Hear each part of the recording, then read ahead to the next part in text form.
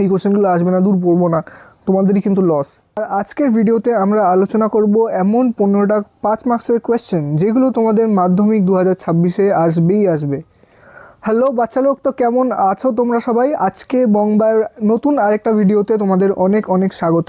আর আজকের ভিডিওতে আমরা আলোচনা করব এমন 15টা 5 মার্কসের কোয়েশ্চেন যেগুলো তোমাদের মাধ্যমিক 2026-এ আসবেই আসবে। একদম 95% অ্যাবভ চান্সেস এই কোয়েশ্চেনগুলো আসার। তা এই ভিডিওটা একদম লাস্ট পর্যন্ত দেখো যাতে একটা কোয়েশ্চেনও মিস না হয়।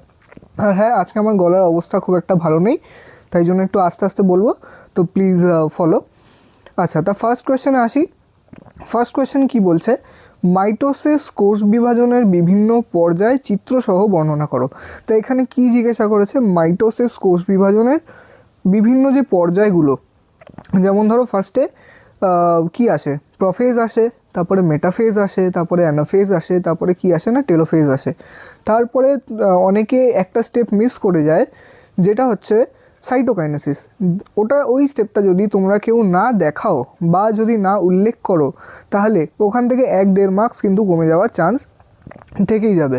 আর এইখানে একটা জিনিস আমি উল্লেখ করতে চাইবো, যে সেটা হচ্ছে মাইটোসিস কোষ বিভাজনের যখন প্রত্যেকটা স্টেপ বা প্রত্যেকটা ফেজ যখন তোমরা ব্যাখ্যা করবে, তখন সেটা পয়েন্ট ওয়াইজও লিখবে, তার সাথে প্রতিটা ফেজের একটা করে ছবি তোমরা এঁকে দেবে।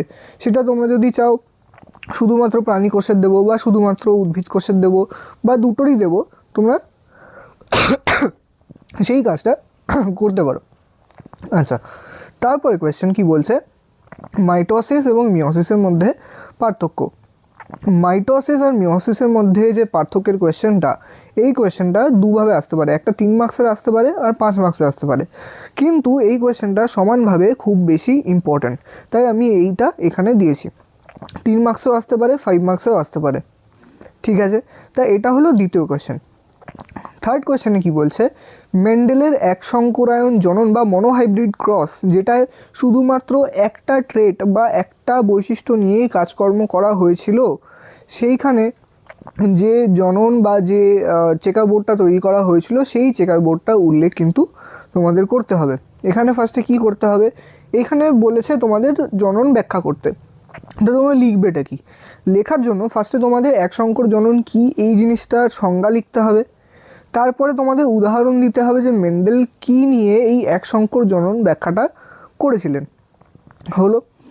দ্বিতীয়ত তোমাদের কি করতে হবে, এই যে এক সংকর জননের যে চেকার বোর্ডটা বইতে উল্লেখ রয়েছে, তোমাদের সম্ভবত ক্যাপিটাল টি স্মল টি বা ক্যাপিটাল টি আর স্মল টি দিয়ে ক্রস করানো রয়েছে।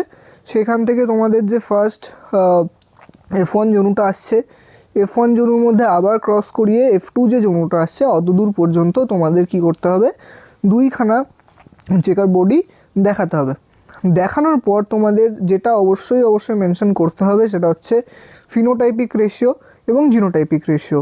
ফিনোটাইপিক রেশিও তোমরা জানো 3:1 হয়, এবং জিনোটাইপিক রেশিও কি হয় না 1:2:1 হয়। এটা কোনটার কথা বলছি না, F2 জনুর কথা বলছি, হলো। এইটুকু করে দিলে তোমরা 3 মার্কস পাবে 5 মার্কসের মধ্যে। এখনও তাহলে কি অ্যাড করতে হবে, এখনও অ্যাড করতে হবে যে এই যে এক সংকর জনন মেন্ডেল করেছিল, তার মধ্যে থেকে মেন্ডেল কোন সিদ্ধান্তে পৌঁছেছিল। তাহলে তোমাদের ফার্স্টে সংজ্ঞা লিখতে হবে, তারপরে উদাহরণের মধ্যে তোমরা চেকার বোর্ড দিয়ে ব্যাখ্যা করছো।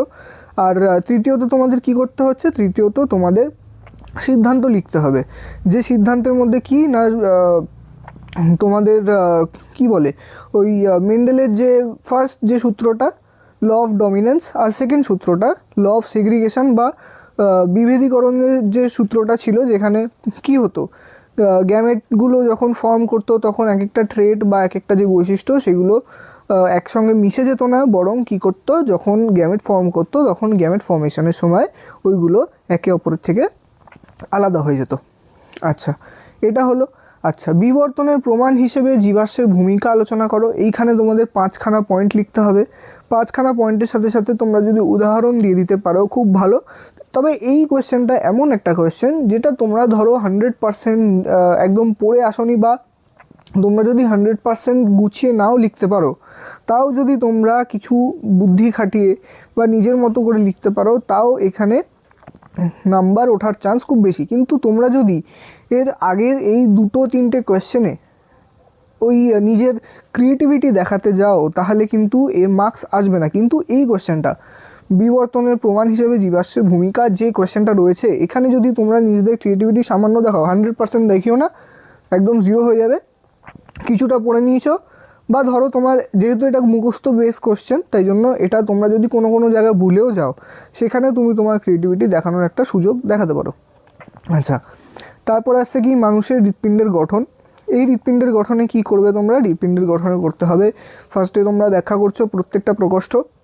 হৃৎপিণ্ডের কটা প্রকোষ্ঠ থাকে? 4টে প্রকোষ্ঠ থাকে। কোথা থেকে কোন শিরা, কোন ধমনী, ফুসফুসীয় ধমনী, মহাশিরা, মহাধমনী, ঊর্ধ্ব মহাশিরা, নিম্ন মহাশিরা, হ্যানা দানা সব কিছু দেখানোর পর দেখাতে হবে যে কোথা থেকে রক্তটা আসছে, কোথা থেকে রক্তটা যাচ্ছে, কোথায় যাচ্ছে, কিভাবে কাজ করছে, এই সমস্ত জিনিসগুলো দেখালে।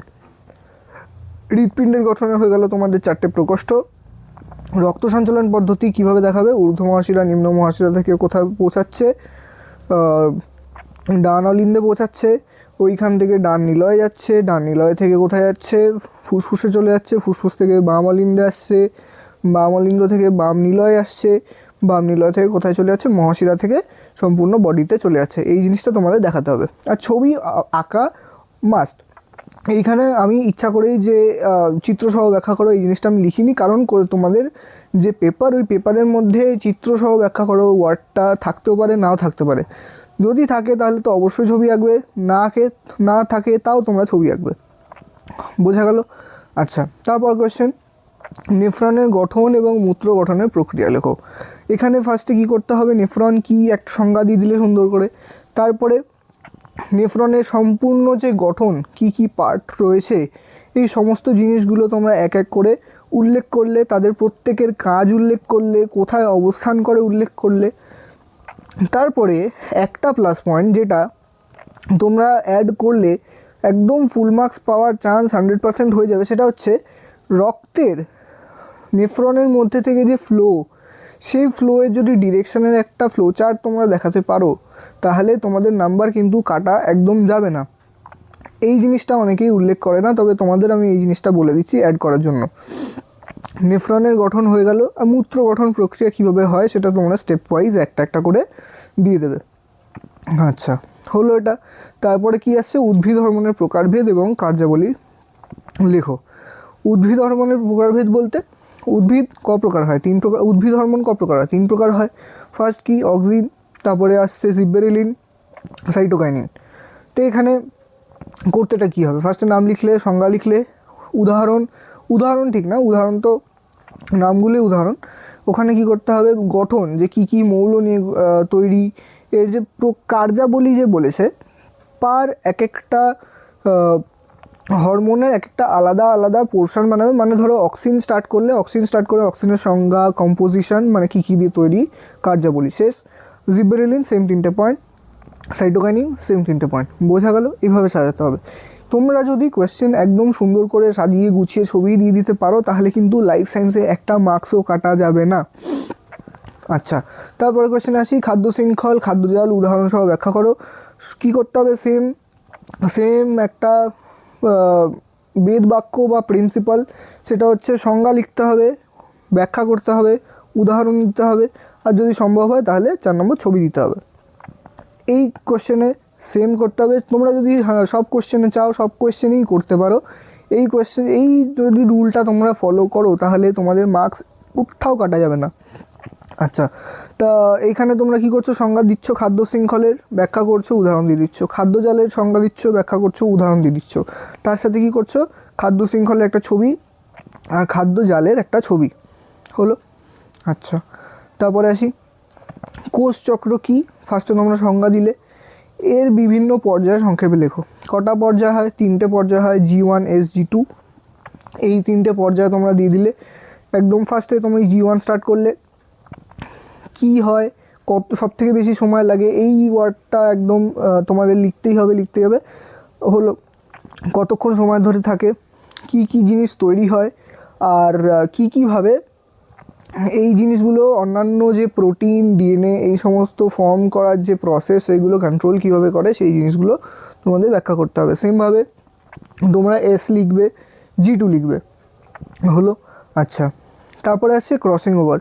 ক্রসিং ওভার কি তোমরা জানো? ক্রসিং ওভার কোথায় হয়? ক্রসিং ওভার কিন্তু ভুল করেও কেউ মাইটোসিসে লিখবে না।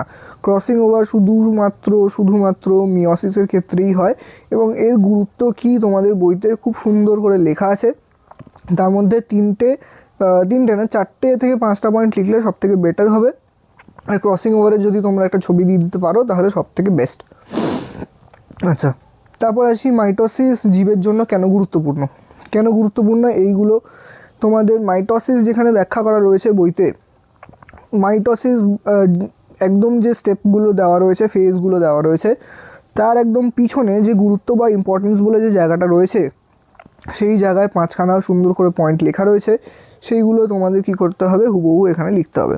তোমরা কিন্তু এক্সট্রা নিজের বুদ্ধি খাটাতে যাবে না, কারণ এই কোয়েশ্চেনগুলো একদম টু দ্য পয়েন্ট লিখতে হয়, টু দ্য পয়েন্ট অ্যান্সার করতে হয়, এবং খুব সুন্দর করে লিখলে তখনই নাম্বার পাওয়া যায়। তোমরা যদি 5টার জায়গায় 10টা পয়েন্ট লিখে দাও, কিন্তু তার মধ্যে শুধুমাত্র 2টো পয়েন্ট ঠিক থাকে, তাহলে কিন্তু তোমরা নাম্বার পাবে না।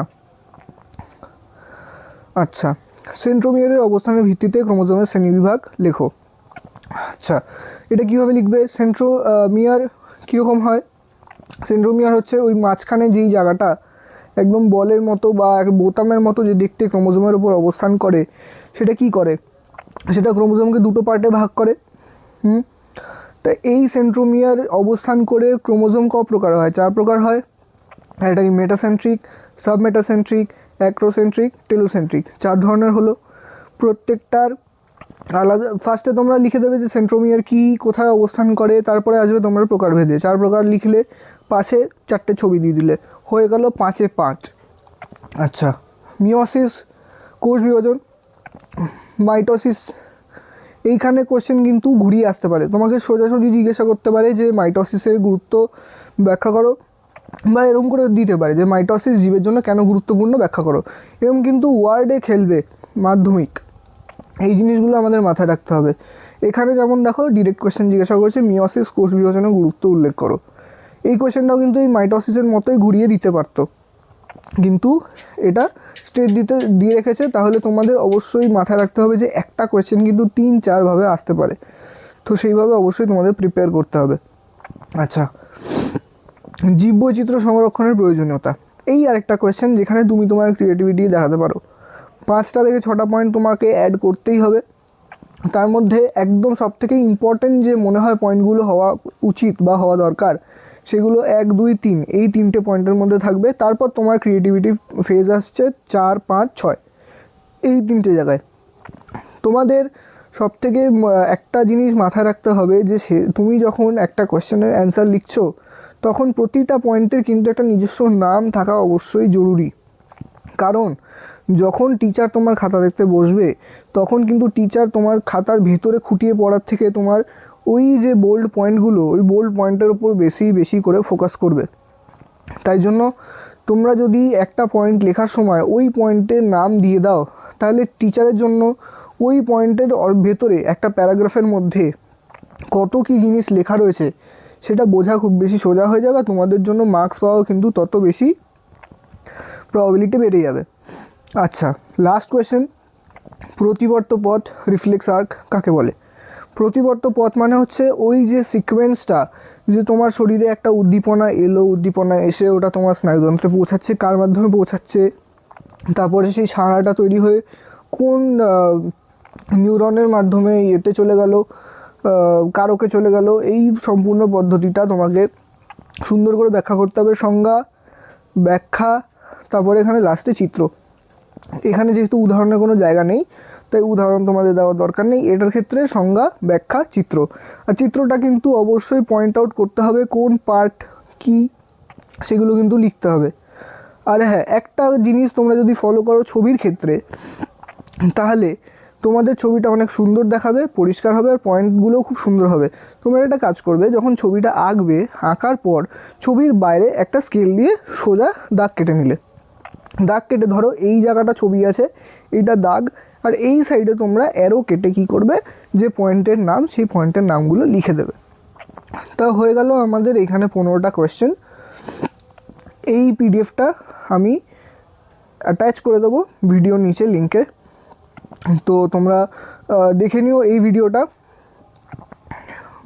লাস্ট পর্যন্ত দেখার পর তোমাদের যদি ভালো লেগে থাকে আর যদি মনে হয় যে এই কোয়েশ্চেনগুলো তোমাদের কোনোভাবে হেল্প করছে, আর অবশ্যই কিন্তু এই কোয়েশ্চেনগুলোই আসবে। তোমরা যদি ভাবো যে এই কোয়েশ্চেনগুলো আসবে না, দূর পড়বো না, তোমাদেরই কিন্তু লস।